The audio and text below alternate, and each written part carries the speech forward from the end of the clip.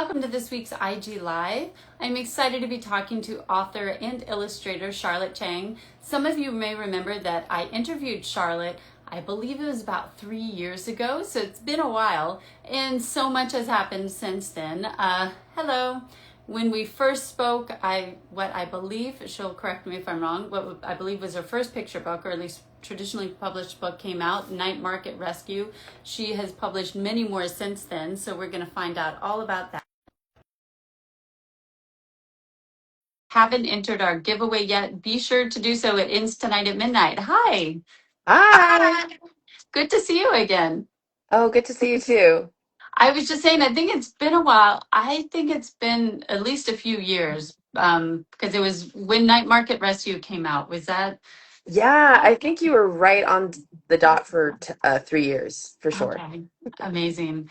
And so much has happened because am I right that that was your first book or first traditionally published one? Yes, it was the first traditionally published. Yeah, yeah. Which I Um, love that book. That's still one of my favorites. yeah, and I think my interview, I told you how that one took 10 years to sell. Oh, wow. So it was definitely a big celebration and a really big milestone for me. And then Mhm. since then, I've had 5 more books published and launched and Amazing. have learned a lot along the way, gained a lot of friends, and learned a lot from other people in the community. So happy to be here with you just to share that journey and to also talk about my latest book, too. Yeah, I really want to dig into Amos Purse, but first, can we talk a little bit about what that's been like for you? Like you said, that it took so long to get the first one published, and then you've had so many just kind of happen in a relatively short amount of time. Like, what kind of insights have you gained from that, or what has that been like?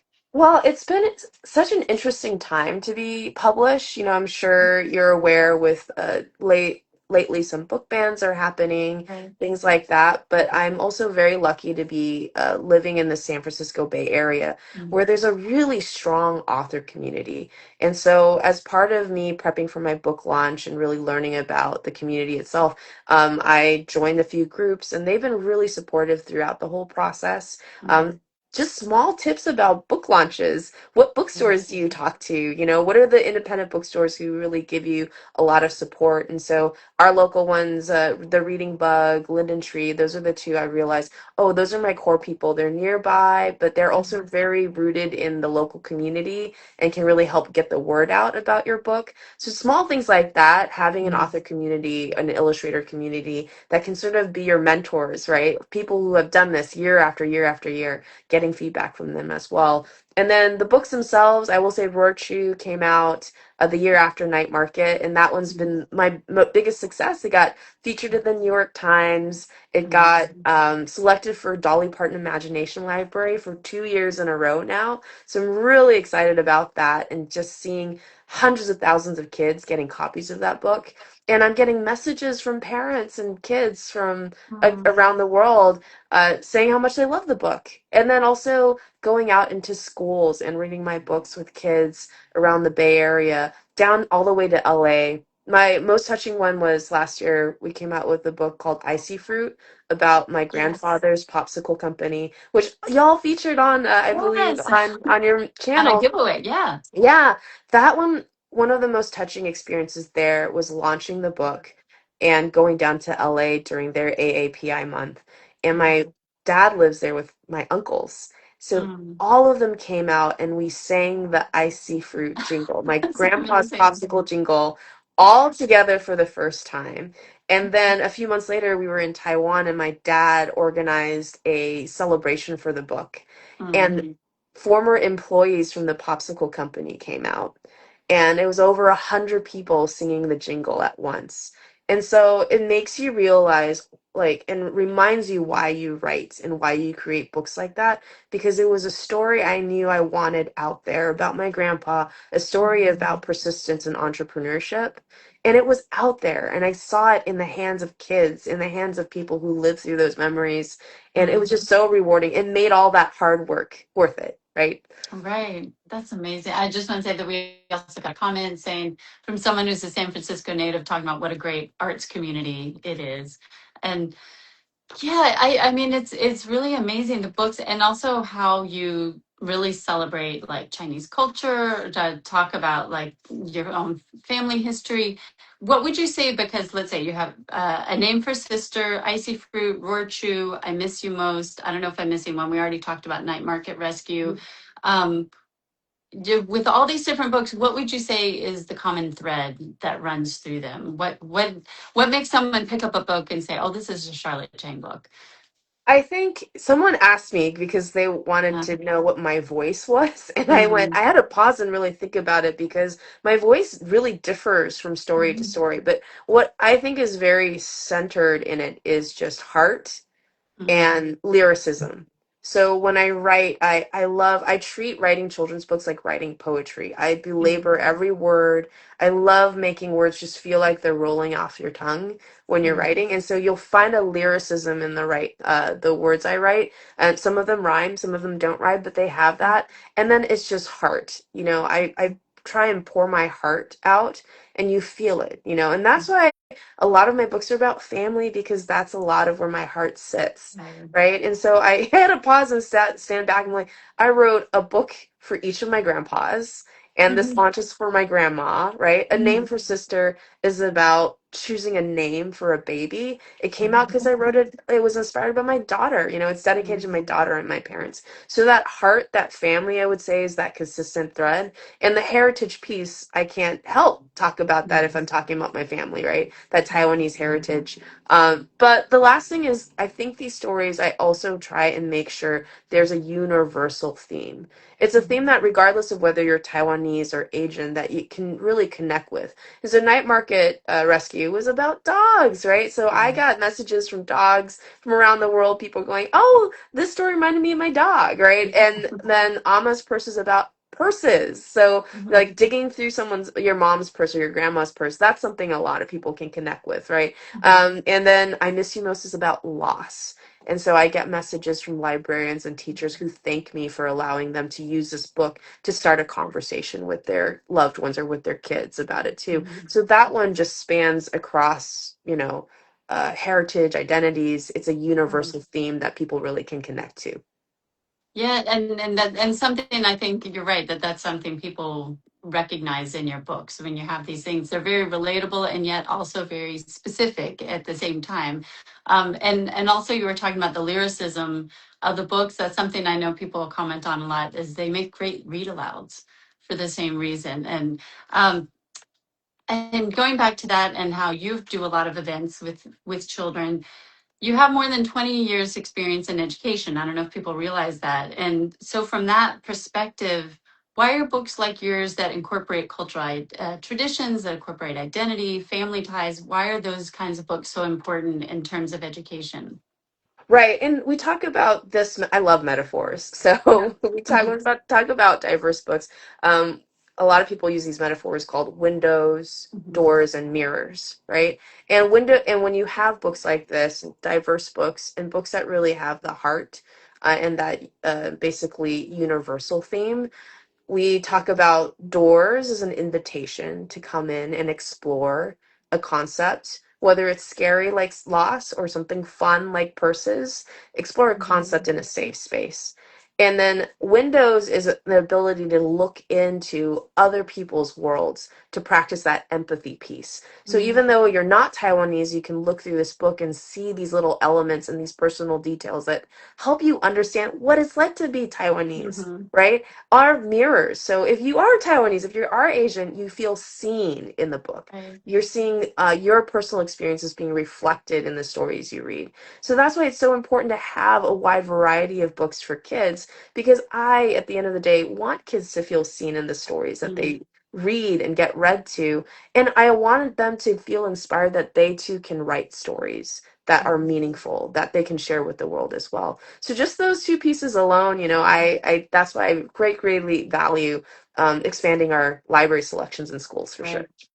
Right. And so I know you mentioned that you've gotten a lot of feedback from people relating to those really universal themes. Have you also, I would imagine, gotten same from kids who do have a Taiwanese background or some connection to Taiwan saying, "Oh, I recognize that. That looks like what my family does," or "I've been to those night markets," or whatever the case may be? Oh, definitely. So, especially with Ama's purse, I've gotten Mm. messages that would say, "My kid calls their grandma Ama." And Oh. so, and their Ama has a purse, and their Ama also has candy inside and all these little trinkets inside. And so you hear that in their voice. The lost piece, I Miss You Most, I talk about Mm, mahjong. So in mm, that one, when I'm reading it out loud, I asked out loud, like, "Hey, who has played mahjong before?" Always surprised at how many hands are raised. mm. And they can really connect to that Right, game and understanding how much of that the physicality of mahjong mm, really helps connect people across generations. So those little pieces, I just love seeing that they feel seen when right. they see those details in my stories. I love it. Well, and let's talk about your new book. We've kind of mentioned it a few times, but Alma's Purse, illustrated by Xindi Yan. I don't know if I'm saying her name correctly, who has just gorgeous illustrations. And I know you guys work together, I think, on I Miss You Most. Is that right? Correct. Yeah. Um, it has gotten starred reviews from both Publishers Weekly and School Library Journal. So congratulations. Super flattered. And tell us all about the book, excuse me, and Sure. the inspiration. Yeah, so Alma's purse is about the magic that you can find in your Alma's purse. The story Mhm, is about a daughter, young girl, who goes on a road trip with her family, and she ends up sitting in the back with her Ama. And mhm, Ama's purse in this story is a little bit more magical than the others that you've seen. So a white rabbit hops out in the middle of the road trip. Music comes out, flowers, things like that. That was a note from my editor who's like, "Hey, this is a story, right? That mhm, safe space. Let's make it a little bit more magical." And so we did. We mhm, added that magic into it too. But I also feel like the reason why it really connected with the reviewers, all the reviews really talked about, again, that heart and that mhm, relationship. It really centers on that relationship that you have with a grandparent. That's quite mhm. different from a parent themselves, right? And Right. so all of that was inspired by my own relationships with my almas. In fact, I outlined exact locations for this road trip in the story because it was an exact road trip that I would go with my grandma. And what I Mhm. didn't know is Xindi Yan's based in New York. She organized her own trip to California and went to those Wow. exact stops and took photos from those exact locations as part of her research. And so when I saw those illustrations the first time, I immediately was taken back to that road trip. And now I know why. She literally went there, right? And so those are Yeah. the magical details that you'll find in the book. I love that because I actually saw, I don't know, I think maybe you had mentioned it in an interview that she had taken photos of the places you had mentioned, but I didn't know that she was in New York. I just assumed she was in California. If she had done that, but she came all the way out here. That's amazing. What Yeah. was it like for you to see that, to see those kind of details? It just, I don't know. I teared up a little. I'm very Mm, emotional, but I teared up because one of my grandmas is gone. mm, And my other one is about 96. She's wow. awake once every 7 days. I was Mm, grateful the last year we went to Taiwan for the Icy Fruit book launch. mm, But when I was there, she was awake for the day I was there, 96. And she's just sitting next to me, so happy to see me and just telling me stories mm, about our past that we share, you know? And so just seeing the images that Cindy Ann created made me just feel so grateful that mm. that feeling and the colors she used are just so warm. They're Yes. like Mm-hmm. pastel colors, right? The feelings were there, you know. Mm-hmm. I could feel my amas in each of the drawings. And I think that's what happens when you spend extra time doing that research. When you spend Mm-hmm. extra time adding those details, you really do become immersed in the story when you look at those illustrations. Yeah, and going back to when you were talking about grandparents, you already kind of touched on this some, but you know how I Miss You Most is also about grandfather. Why are those intergenerational ties so important to explore? Since it is something you kind of return to a lot in your books. Yes, so growing up, I took turns living with my grandparents, actually. Mm-hmm. So we are an immigrant family. It was tough to buy a house here. And so Mhm. the way we did it was my parents and I and my grandparents all lived together. Later on down the line, too, I spent a lot of times with my grandparents when my parents were both working parents. And so my grandparents became that secondary mentor support, right? And so I think these days I'm also realizing, at least in California, we're going back to that a little bit, right? It takes a Mhm. village to raise a Right. child these days, between the cost of daycare, the cost of living. And so I feel like grandparents are taking more of that familial support role and a bigger role in kids' lives. And then the last thing is the concept of loss. So like you said, I miss you Mhm. most. It's still to me a scary thing. I'm noticing it's a scary thing for grown-ups to talk about. Mhm. And what I worry there is if you avoid the topic when there's loss, Mhm. sometimes you lose track, you lose a sense of the memories, the good Mhm. memories that you have with Mhm. those grandparents. And so that is the other piece that I'm noticing is that when I read I Miss You Most, there's a moment in Alma's Purse that's a callback to I Miss You Most because Mhm. Cindy illustrated that too. So in Alma's Purse, there's a moment where they take a moment to just remember the grandfather that they lost. And Yes. so I think it's just important to have those conversation starters to really trigger and say, hey, like just because they've left doesn't mean they're gone, right? Right. Like they're still with you every time you take that road trip and you remember Mhm. those moments, every time you do an activity that you used to do with your grandparent. And so I think that's why it's so important to write about those two. And also, not gonna lie, usually Mhm. grandparents are often the ones buying the books too. I So love it, it. it You have is, all these warm, fuzzy reasons, and then, well, yeah, well, but that's true. yeah, It's I didn't. my mother is the one that she buys a lot of my kids' books. Yeah, It's true. well, I to be Yeah. okay, I'm gonna be honest. I didn't think of that when I was Hmm. writing it, but that's what I noticed is when they Yeah, started true. launching. I went, "Oh, wow, grandparents buy a lot of books." That's sort of the very big aha moment for me. Right. Yeah. But it's true what you're saying. I mean, one about the laws, because especially if kids are going to lose somebody, chances are it's going to be a grandparent. That's the most likely. But you're right. I'm in California also, and I don't know if this is just thing here, but when I take my daughter to school or when we go to the park, very often it's the grandparents who are the ones that are taking them and picking them up because, like you said, the parents are working, and honestly, I'm jealous that the grandparents live so close and they're able to Yeah. do that. So it's not necessarily a bad thing, although, like you say, some cases is because of need that they're able to get. And often many immigrant families are the ones that I see that are really able or that really perpetuate that. But I just see more and more of those kind of really close ties to grandparents, which is really wonderful. But Yeah. so it's great to have books like yours that talk about that. And going back to specifically the theme of this book, which is all about the purses, and I heard you describe your grandmother's purses being like Mary Poppins bag. It's like you just never know what you're going to find in there, but it was always something kind of special and magical. And more generally, this book is about finding magic in everyday items. So, what do you want kids to take away from this book? I think when we talk about magic, I'm actually working on basically a panel talk with another author friend of mine named Sana Mhm. Wedlick, and she Mhm. also likes to incorporate bits of magic in her storytelling as well. And I've been reflecting on that, and I'm like, why do we throw in magic? I think Mhm. for magic and kids, it is really exploring and encouraging, embracing possibilities Mm. because a magic sometimes feels like it's like the unknown, right? It's like something that's unexpected, something that Mhm. is non-standard. And that's what I want to invite kids to do as well, right? Mhm. Embrace possibilities beyond what they already know.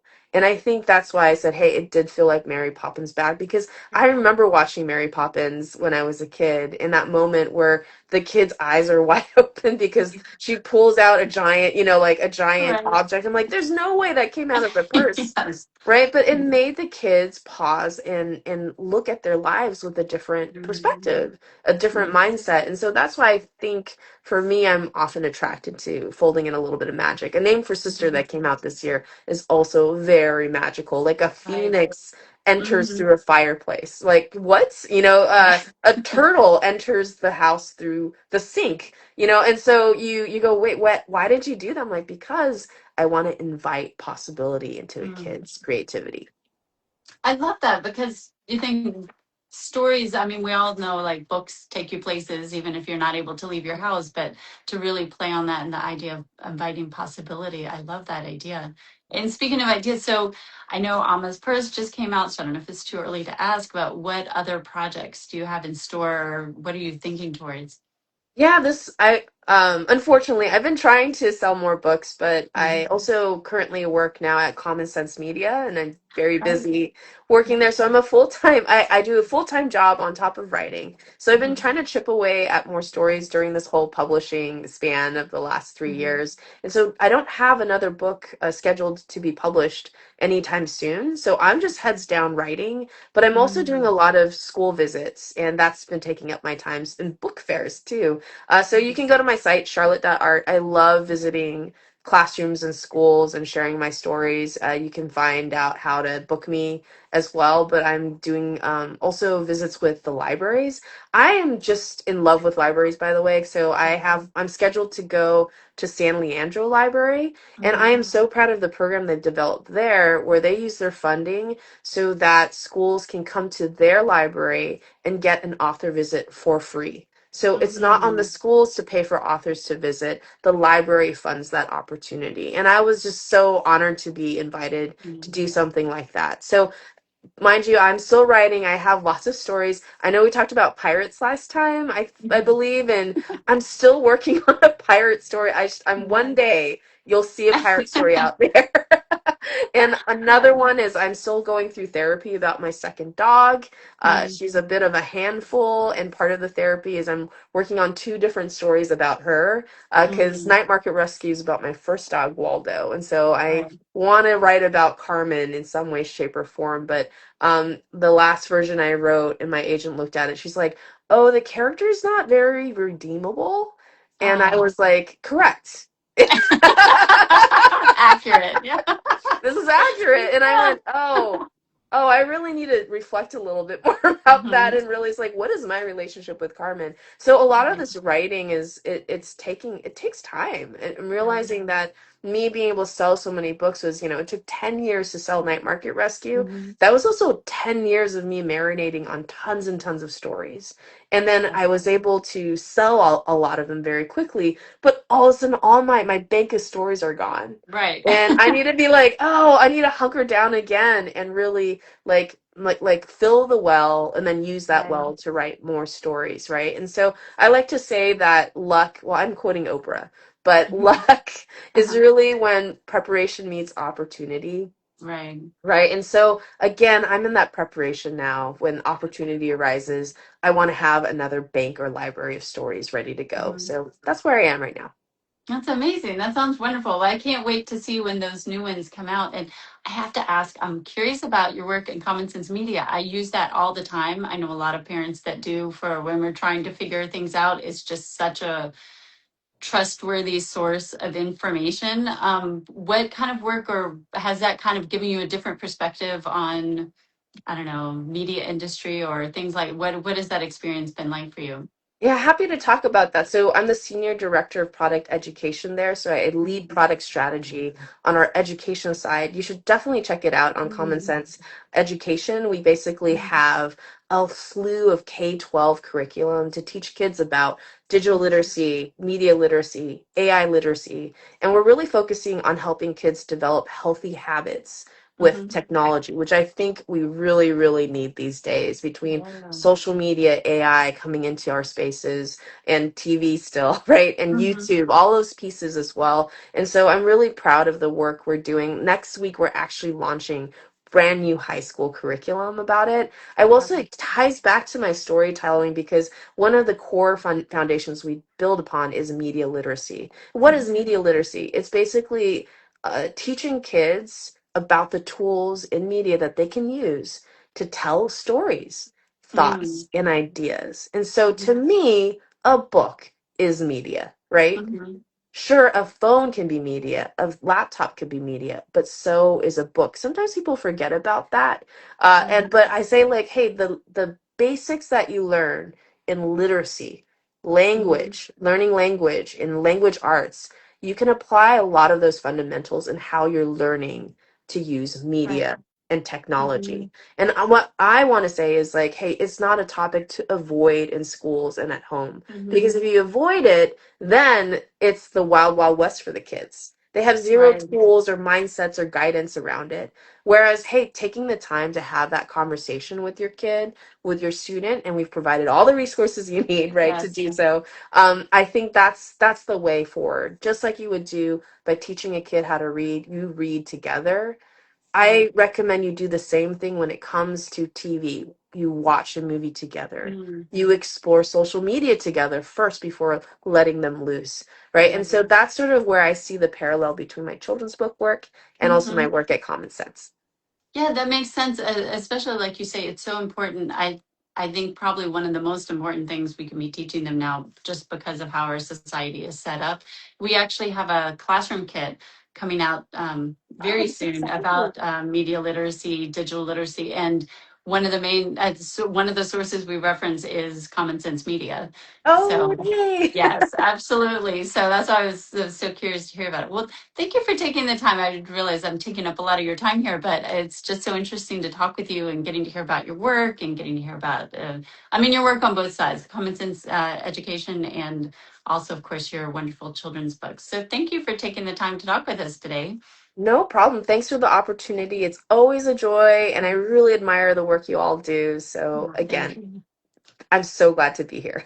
Well, it was great to see you again. And like I said, if you haven't entered the giveaway, be sure to do it because today is the last day and you could win your own copy of Alma's Purse.